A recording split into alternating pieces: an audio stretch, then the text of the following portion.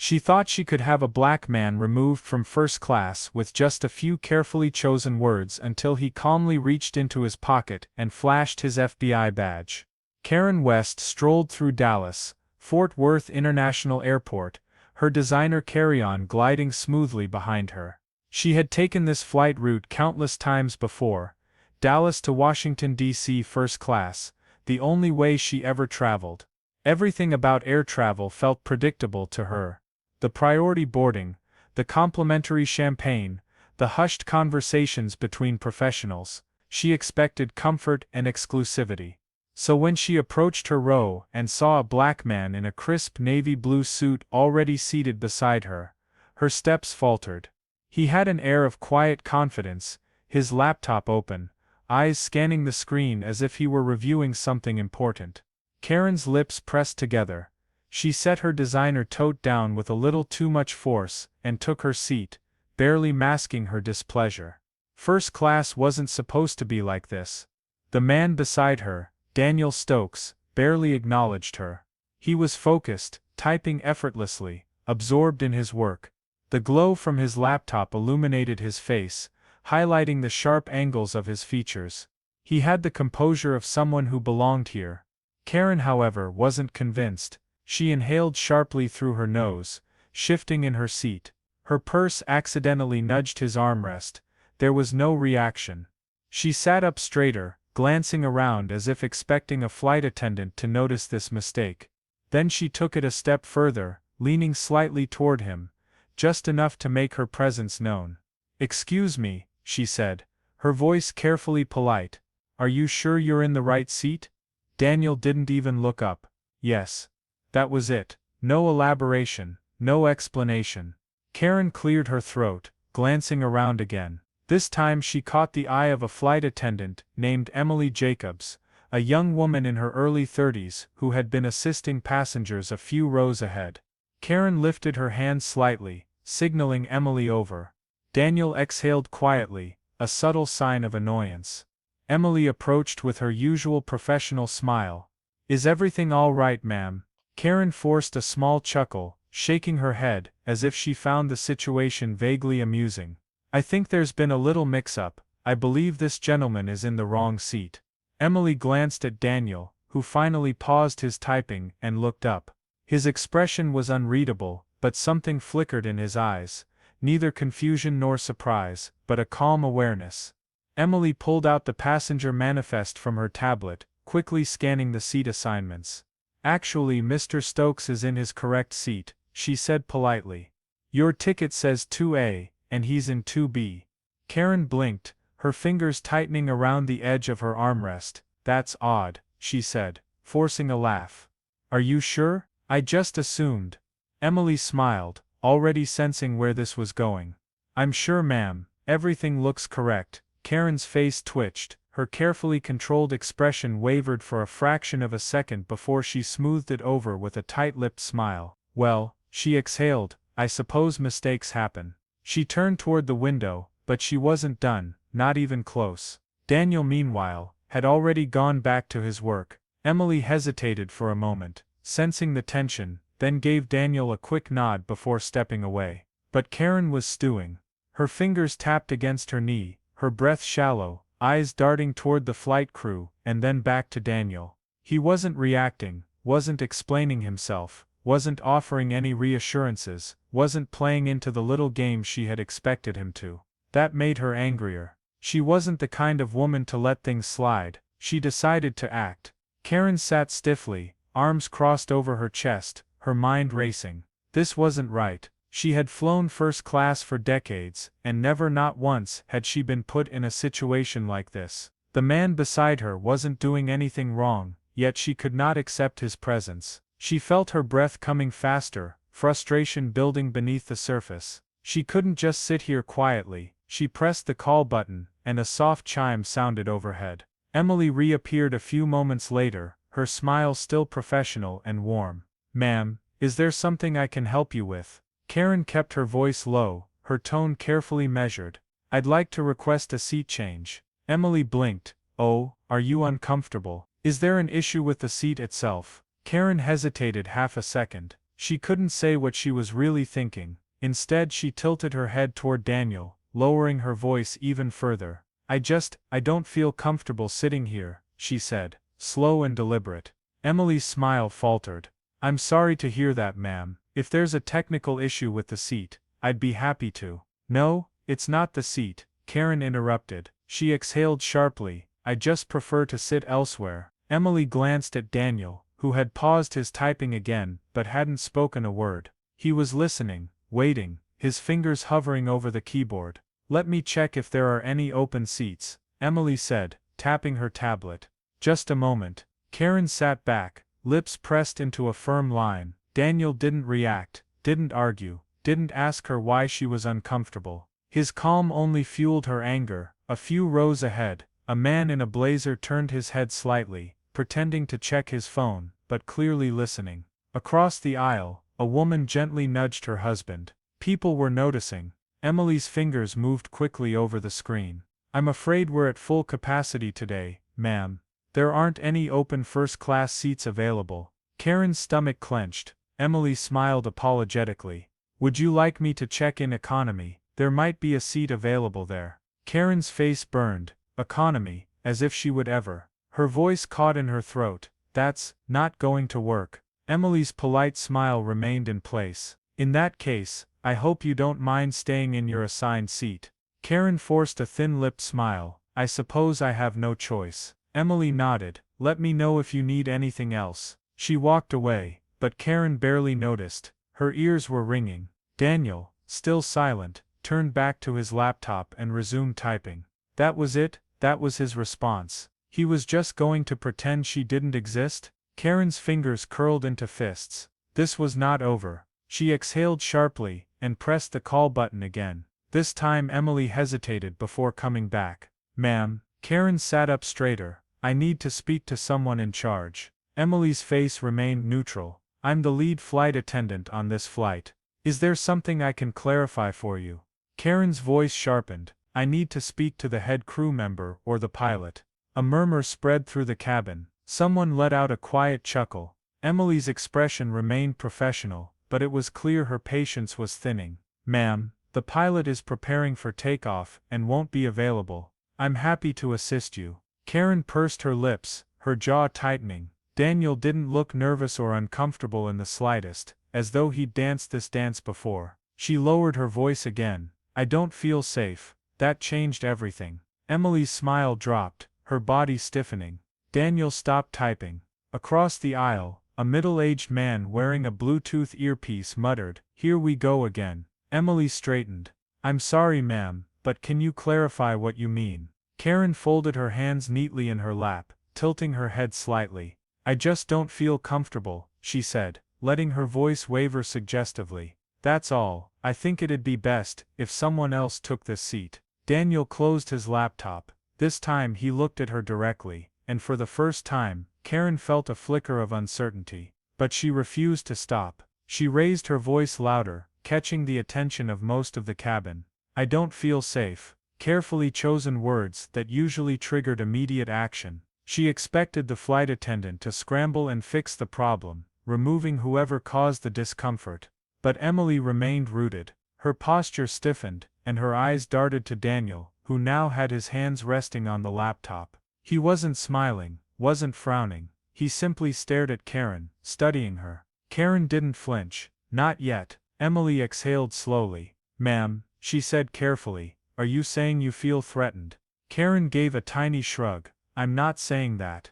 I just don't feel comfortable, that's all. Across the aisle, the businessman with the Bluetooth scoffed, muttering, unbelievable. A young woman a few rows back lifted her phone slightly, pretending to text, but clearly recording. Several other passengers exchanged whispers and raised eyebrows. Karen could sense the cabin turning against her, but she pressed on. This is a simple request. I'm asking to be accommodated. If I'm uncomfortable, I should have the right to move seats, shouldn't I? Emily's jaw tightened. Ma'am, I already checked. There are no open first-class seats available. Karen pressed her lips together. Then, Coach. Emily hesitated.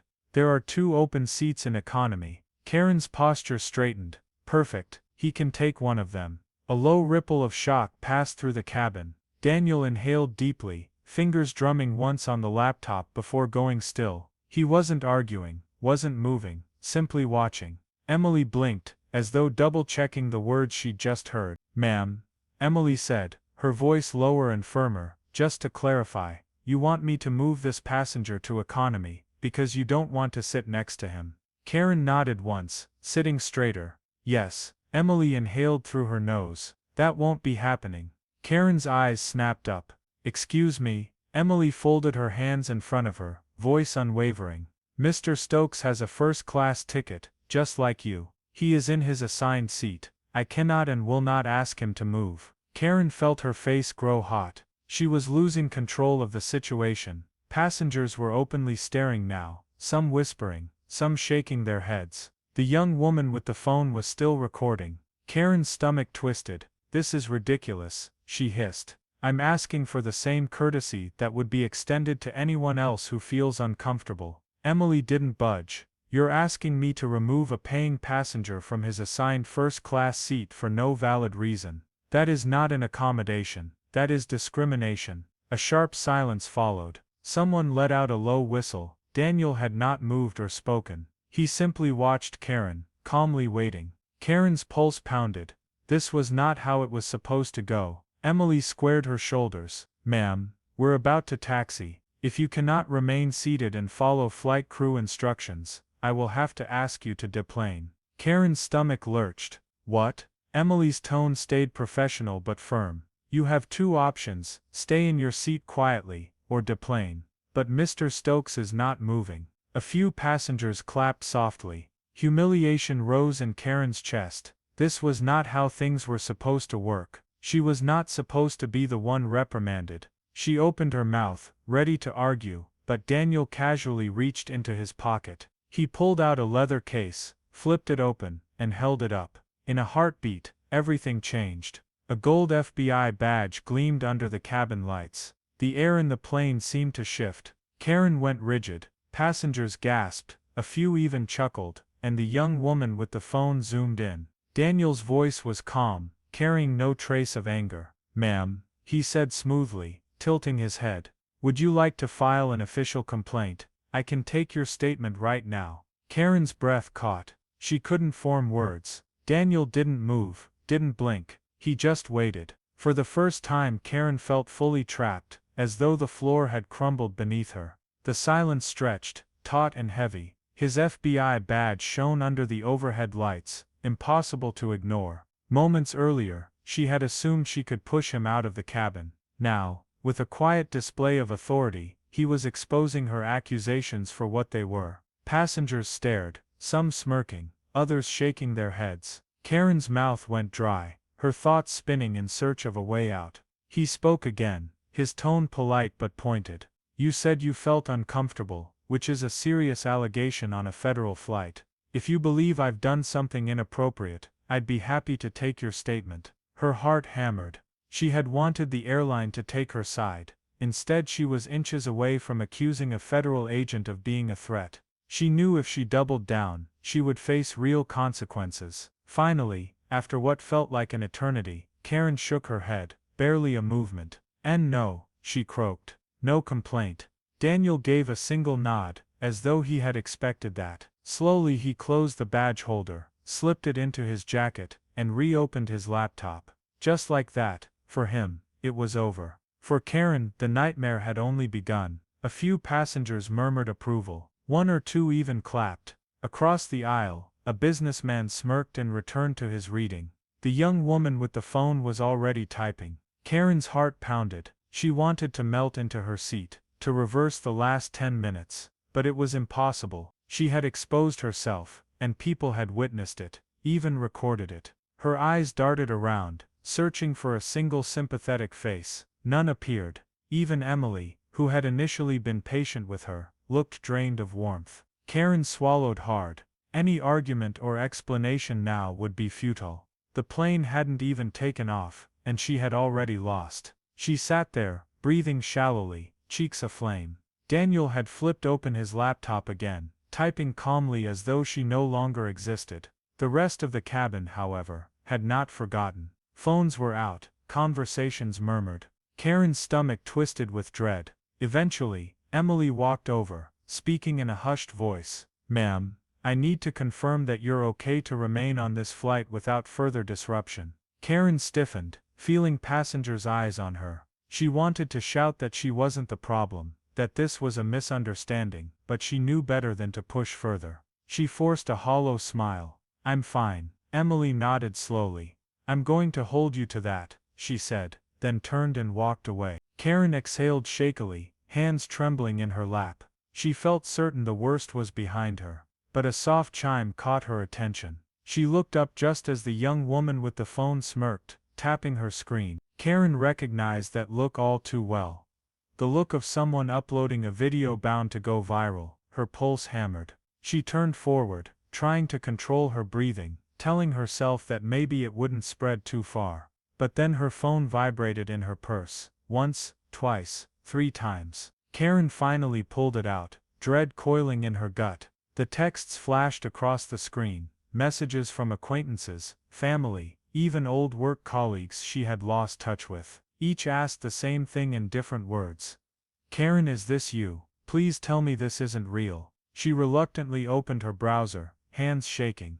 Her name wasn't just mentioned, it was trending. The video had been posted mere minutes ago, yet it already had tens of thousands of views. Comments stacked up in real time. "Karma is real. This lady really thought she could get away with it. The FBI part just made my day. Instant justice." Karen's heart pounded. The plane took off, and she barely noticed. Her world was imploding, and she could do nothing to stop it. Daniel kept typing, unbothered. The sight of his composure dug at her further. He would emerge from this unscathed, while she braced for the firestorm. With each minute of flight, the view count climbed. By the time the pilot announced their descent into Washington, D.C., the figure was soaring above 90,000. Her notifications wouldn't stop. She tried to imagine a speech, a statement, anything to contain the damage, but she knew it was too late. She practically bolted off the plane the moment the doors opened, ignoring the curious looks and muffled chuckles. Once she made it into the airport terminal, she froze at the sight of a small pack of reporters near baggage claim. A woman in a blazer reading aloud from her phone for a live segment. The now viral video shows an unidentified woman attempting to have an FBI agent removed from first class, citing discomfort. The clip has already hit 1 million views in just a few hours. Karen's breath seized. 1 million. She turned on her heel, praying they hadn't spotted her, but one of them called out, "That's her." A jolt of raw panic spurred her forward, heels tapping frantically across the polished floor. She sidestepped random travelers, fighting a rising sense of claustrophobia. Her phone buzzed endlessly in her purse. Outside, near the curb, she flung herself into the first taxi she saw. "Go," she told the driver. "Now." He eyed her for a moment but complied, driving away from the chaos. Karen pressed her palms to her temples, eyes squeezed shut. The video had soared to 1 million views before she'd even retrieved her luggage. Her phone rang again, a number she recognized from the board of a prominent charity, where she served. She knew even before answering, what they would say. "Karen, we saw the clip. We have no choice but to ask for your resignation." They would issue a statement by morning. She hung up in a daze, staring blankly out the taxi window. Her reputation, her carefully crafted social standing, she had lost it in the span of a single flight. And Daniel Stokes, he was likely off at his meeting by now, unaffected by her meltdown. For him this was just another Tuesday. For her, it was the day everything came crashing down, all because she'd believed a few carefully chosen words could remove someone she decided didn't belong. Her phone continued to vibrate, calls, messages, endless alerts. The internet condemnation would only grow louder. Karen shut her eyes, trying to block out the reality that she had done this to herself, that there was no turning back. She thought about that badge shining under the cabin lights, about the calm on Daniel's face, and understood too late that her world had changed forever.